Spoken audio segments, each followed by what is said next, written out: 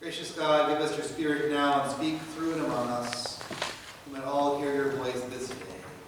We pray in your Son's name. Amen. One of the more popular recent musicals has come out of Broadway is the show The Book of Mormon, written by Trey Parker and Matt Stone. And I've not seen the show, but I have heard several of the songs, and it's quite funny, actually. The show pokes a little bit of fun at Mormonism, some of its more eccentric parts, and I don't know how Mormons feel about it, which is part of why I didn't see it when it first came out. But either way, it's funny. And there's a song in it that is my favorite song in the show, for multiple reasons. And the song is probably the musical in miniature, and that is the song I Believe.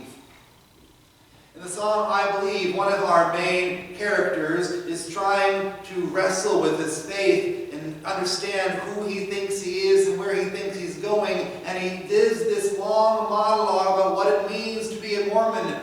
And the kicker for him at this point of the song is a Mormon just believes.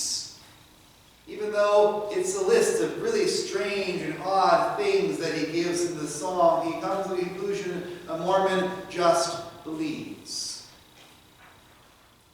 Now he doesn't end there, but we'll come back to that.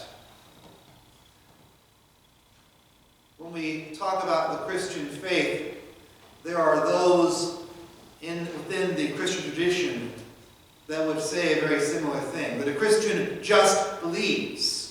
Christian just has faith.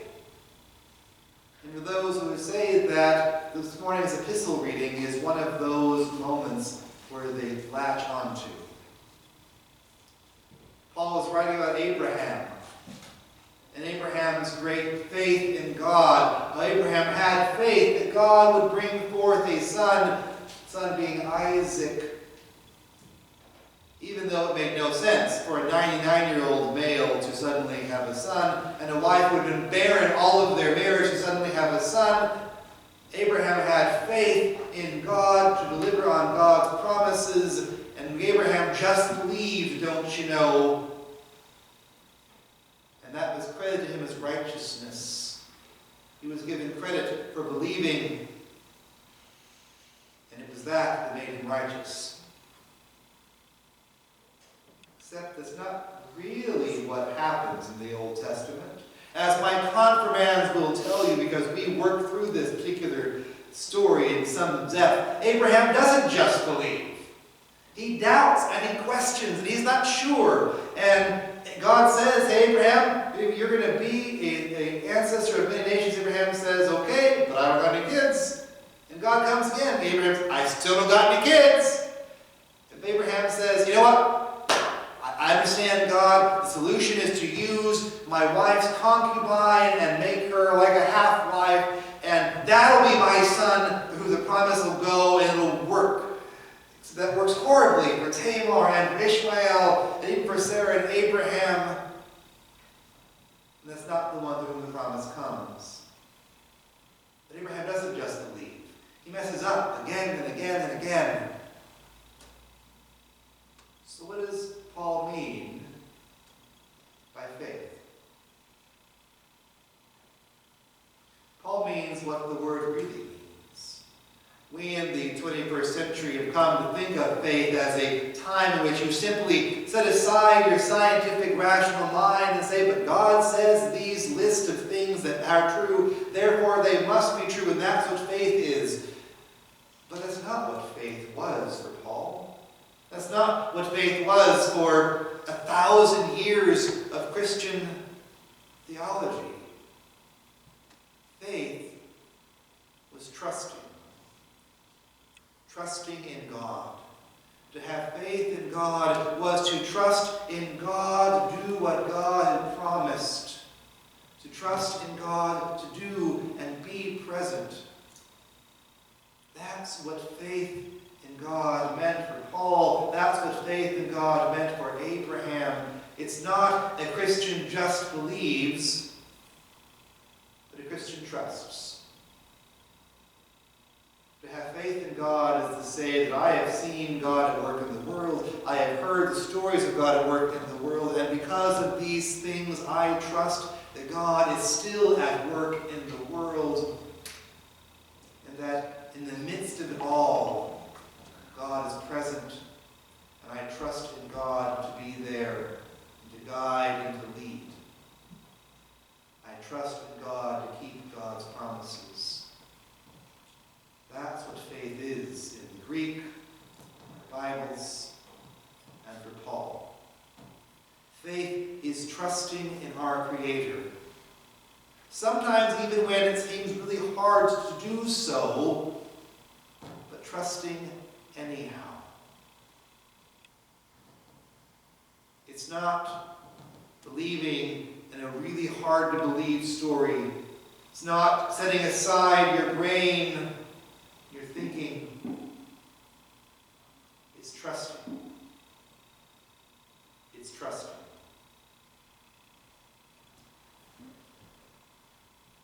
But when we talk about the faith of Christianity, there's a second half. Faith itself is trusting in God, but walking in the ways of faith requires to follow as well. And that's where the gospel reading comes in this morning. Jesus calls on his disciples to take up their crosses and follow him.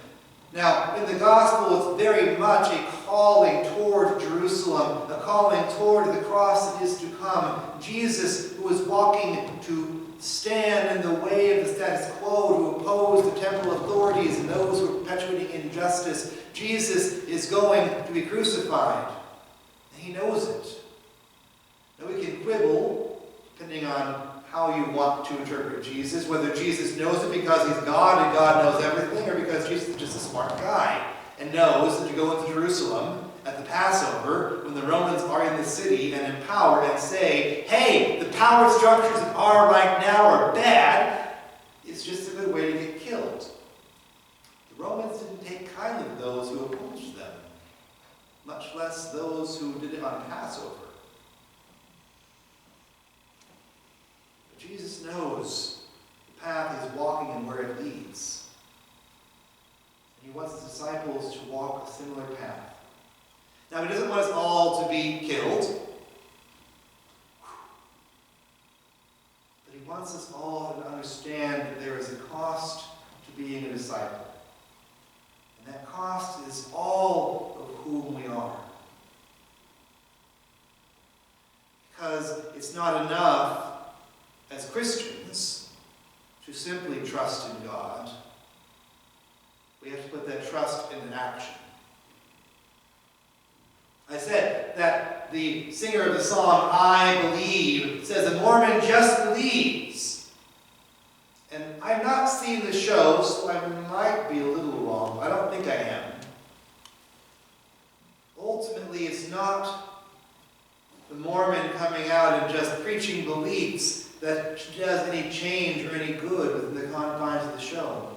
It's when the characters begin to love one another, begin to love those whom they are serving a mission at, that begin to have their actions suit their beliefs, that good things happen in the show of the Book of Mormon.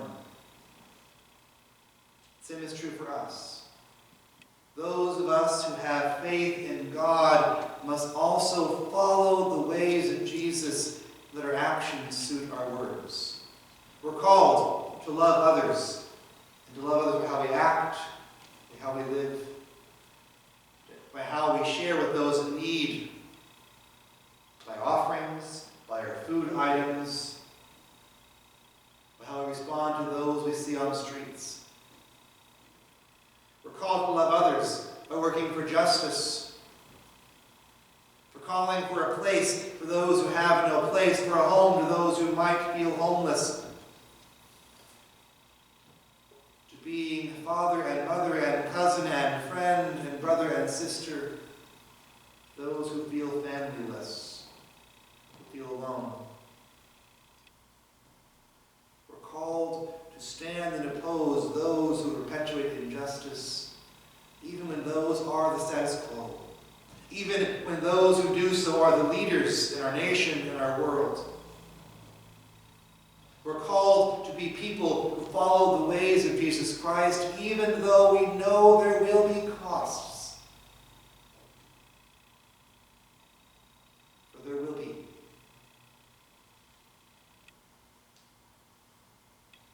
This week, we mourn the loss of the Reverend Billy Graham. And the Reverend Billy Graham, as far as I can tell from my never met the man before perspective, was in general a pretty good guy. And there is a lot about his life worth lauding and holding up. But as people have evaluated his legacy, among the more powerful things to me has been one of the less than positive parts about his life. Now, it doesn't overrule the good. But Billy Graham was a minister during the Civil Rights era. And he did, for many of his crusades, made them integrated. But he never spoke out against segregation laws. He never said to other leaders, we cannot support this. He felt that his call as an evangelist to bring people to Christ was more important for him. Maybe it was. He felt that the way to make change was not to protest unjust laws, but to try and work to change them in the system. And that's a part of his legacy. He counted the cost of what, in hindsight, was clearly the right thing to do, to oppose Jim Crow and segregation, even by protesting, and said, I can't make that cost. We will have moments like that in our lives. Whether in opposing racism or sexism, whether it's opposing homophobia, supporting gay marriage, whether in standing up to those systems that continue to abuse the poor in our nation. We will have moments in which we are given a chance to count the cost and to act or not. And in those moments, we're invited to be better than even the Reverend Billy Graham was in one part of his life. He did eventually repent. He did eventually come to realize that he messed up. In the 1974 proclamation, he repented a little bit of not speaking up. My hope and prayer for us is that we will be people who will have strength in the moment to stand up for what is right, no matter the cost, and not have to repent later. A Mormon just believes. That's what the song says. But it's not quite true. Not for Mormons, not for us. Christian has faith, has trust in God, and in the midst of that trust, empowered by that trust, struggles and grapples each day with what are the right things to do and how to do them despite the cost. Let us take up our crosses, friends. Let us follow. Let us love in Jesus' name and go where he leads. Amen.